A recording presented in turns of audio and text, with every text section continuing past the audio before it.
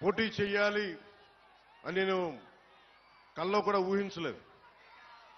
నాకు ఇన్ని దశాబ్దాలుగా, దాదాపు 1.5 దశాబ్దంగా సమస్యల మీద పనిచేసుకోవడం తెలుసు తప్ప నేను ఒక పోటీ చేయాలి, నేను ఒక నియోజకవర్గాన్ని ఎస్టాబ్లిష్ చేసుకోవాలి, స్థాపించుకోవాలి అన్న ఆలోచన నాకు రాలేదు. ఎప్పుడైనా సరే ప్రజలు ఎక్కడ ఉన్నా సరే, అది ఆదిలాబాద్ తాండాల్లో ఉన్నా, నల్గొండ ఫ్లోరోసిస్ వ్యాధులున్నా తెలంగాణలో, అలాగే ఉత్తరాంచల్లో గంగా ప్రవాహానికి అడ్డొచ్చే మనకి విద్యుత్ కేంద్రం ప్రాజెక్టుల గురించి, వాటి గురించి అయినా సరే, ఆంధ్రప్రదేశ్లో ఏ మూల సమస్య వచ్చినా, ఒక ఉద్దానం సమస్య కానీ, ఎలాంటి సమస్య వచ్చినా, క్యాపిటల్ సమస్య కానీ, మన ఉప్పాడ తీర ప్రాంతం సమస్య కానీ, సముద్ర కోతకు గురై ఉప్పాడ తీర ప్రాంతపు సమస్య కానీ, ఏదైనా సరే నేను సమస్యని నాది అనుకున్నాను తప్ప ఇది నా నియోజకవర్గం అనుకోలేదు. అలాంటిది నన్ను మీరందరూ కోరి 1 లక్ష మెజారిటీతో గెలిపించకపోతే మాది పిఠాపురమే కాదు అని మీరందరూ మనస్ఫూర్తిగా, ప్రేమగా మీరు మాట చెప్పినందుకు నేను రుణగ్రస్తుని. మీకు నేను ఎక్కువ మాటలు చెప్పే వ్యక్తిని కాదు. ఒక మాట చెప్పానంటే ప్రాణం పోవాలి, కానీ మాట వెనక్కి తీసుకోండి.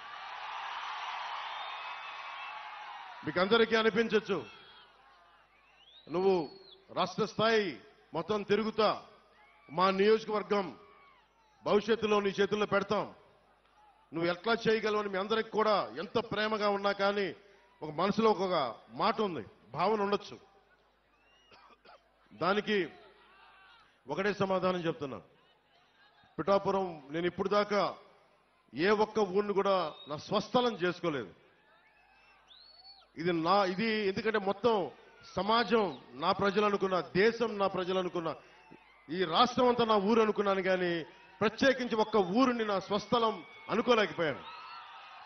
శ్రీపాద శ్రీవల్లభుడు పుట్టిన ఊరు పాదగయ, అమ్మవారు వెలిసిన నేల ఇది, దక్షిణ కాశీగా పేరున్న నేల ఇది.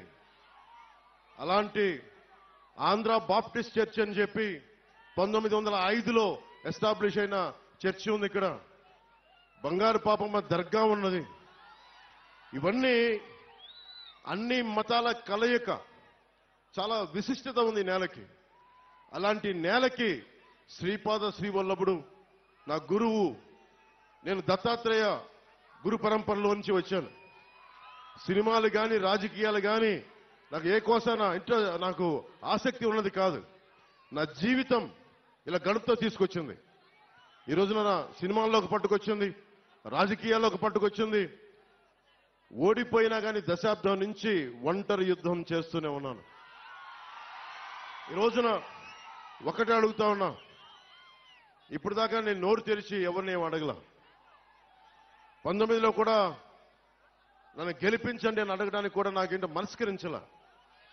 ఈ రోజున నేను మిమ్మల్ని అడుగుతున్నాను, మిమ్మల్ని ఆర్థిస్తున్నాను, 2 చేతులు జోడించి అడుగుతున్నాను. నా పిఠాపురం ప్రజలను అడుగుతున్నాను, ఉప్పాడ కొత్తపల్లి మండలం ప్రజలను అడుగుతున్నాను, ప్రతి మండల ప్రజల్ని, ప్రతి ఒక్కరిని, 54 గ్రామాల ప్రజల్ని పేరు పేరును అడుగుతున్నాను. కులాలకి మతాలకి అతీతంగా అందరినీ అడుగుతున్నాను. నేను మీకోసం నిలబడతాను. మీ ఆశీర్వాదాలు కావాలి. నన్ను గెలిపించండి. ఏ ఒక్కరు కూడా, ప్రతి ఒక్కరు కూడా ఇంత కష్టపడ్డారు.